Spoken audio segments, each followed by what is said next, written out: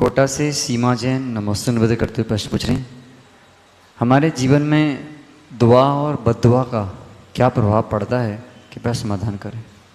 देखिए, वास्तविकता में जो पुद्गल की वर्गणाएं हैं, शुभ और अशुभ रूप, उनका आपके जीवन में निश्चित प्रभाव पड़ता है।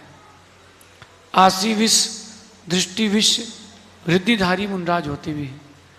और इसमें भी और भी प्रकार के व्याख्यान आगम में आता है कि उन्होंने कह दिया कि जब मर जाएगा सो व्यक्ति मर जाएगा, लेकिन पंचम काल में ऐसा कोई भी नहीं है जिसको कोई रिद्धि हो कि कोई कह दे कि तुम मिट जाओगे, पानी को तरस जाओगे। ऐसा कुछ नहीं हो सकता।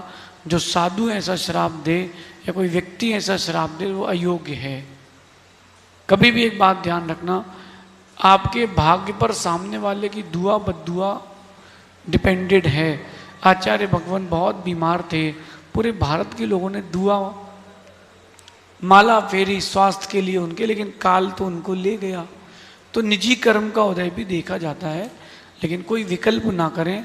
अगर कोई आपको बद्दुआ दे भी रहा है तो एक बार सोचें कि आपने बद्दुआ लायक काम किया है कि नहीं। अगर आपने बद्दुआ लायक काम नहीं किया है तो उसकी बद्दुआ कभी नहीं लगेगी, और अगर आपने बद्दुआ लायक काम किया है तो किसी की दुआ भी नहीं लगेगी। तो आपके पुण्य पाप पर सब कुछ डिपेंडेड है। रामस्य मृत्युम भवतु, रामस्य मृत्युम भवतु, ऐसा निरंतर चिंतन करता रहा रावण, लेकिन रामस्य मृत्यु ना भवती, लेकिन राम की मृत्यु नहीं हुई। क्यों नहीं होती राम की मृत्यु? क्योंकि राम के पास उनका निजी पुण्य था।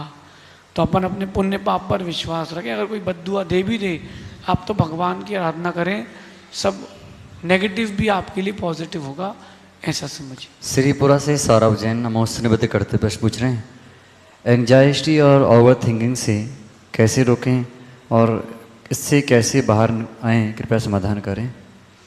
देखिए, एंजाइटी और जो ओवर थिंकिंग है वो आपका निजी पागलपन है। कई बार ये होता है कि आप उनके बारे में भी सोचते रहते जो आपके बारे में कुछ नहीं सोचते, और मुझे लगता है कि लोग विचित्र विचित्र प्रकार का पागलपन है, क्योंकि उसके हिस्से का भी आप ही सोच लोगे तो वो क्या सोचेगा। तो अपन इस प्रकार के विचारधारा को स्वयं अपने ही पुरुषार्थ से बाहर ला सकते हैं। न इसके लिए कोई दवाई है, न इसके लिए कोई वाक्य है। जब तक आपके अंदर से आवाज़ नहीं आएगी तब तक आप उस चीज़ को समझ नहीं पाएंगे। अंदर की आवाज़ सुने। न कोई एंजाइटी नाम की चीज़ है, ना ही कोई ये ओवर थिंकिंग नाम की चीज़ है। ये अपनी हुई बनाई हुई परिकल्पनाएं हैं। एक बच्चे को ब्रेन फीवर हो गया, और ब्रेन फीवर होने के बाद उसके मन में एक बात सेट हो गई कि मेरे दिमाग में 3 मक्खियाँ घुस गई हैं।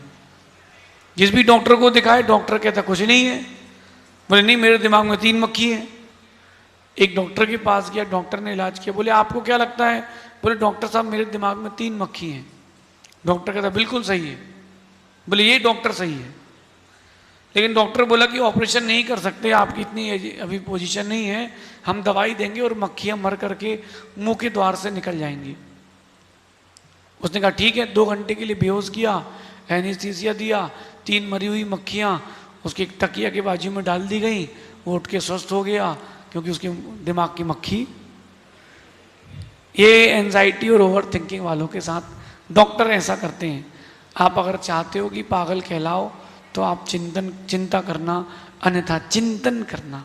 अपन चिंतन से खुद को जोड़ें, चिंता से ना जोड़ें, तो सच मानना बड़ी आपको लाभ मिलेगा। गुड रीडिंग, गुड राइटिंग करें या गुड लिसनिंग करें, तो पुरानी चीज़ आपकी बाहर निकलेगी और नई चीज़ आपके ऊपर हावी होगी, उससे बड़ा लाभ मिलेगा, ऐसा समझिए।